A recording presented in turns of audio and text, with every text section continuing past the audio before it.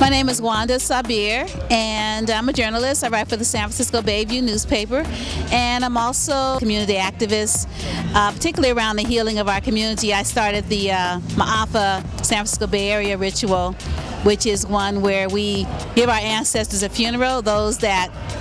survived the Middle Passage and those that did not. I think the films that you all have produced, the hip-hop film about hip-hop in Kenya and this latest film, I think it's just a wonderful, wonderful story of the history of Pan-African history, you know, starting with the legacy of the Black Panther parties through the lives of Brother Pete and Sister Charlotte, or Mama Charlotte and Brother and Baba Pete, and then having, you know, hip-hop, which is like the new, or not necessarily new, but like the drum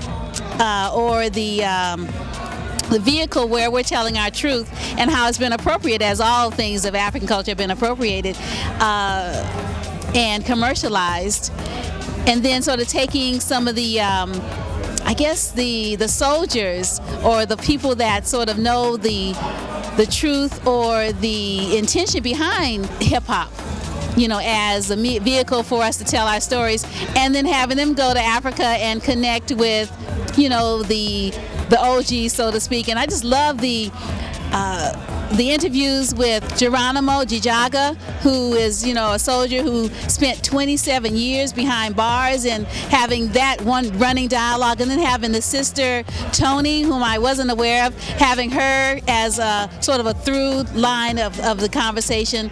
And so them saying that, well, you know, hip hop is a movement, but it doesn't speak for me. And sort of remaining true to the revolutionary spirit that created hip-hop is what comes through for me in its time. And I think it's a marvelous, marvelous work. And I'm really looking forward to being able to share with my students where I teach, and being able to share with the community, because I think we definitely need to go to Africa so that we can sort of break down these barriers where we don't know one another, and have these conversations, you know, up close and personal, which I think is something that this film does. It's sort of, we know it's a film, but it feels really up close and personal. I think you all have done a really marvelous job.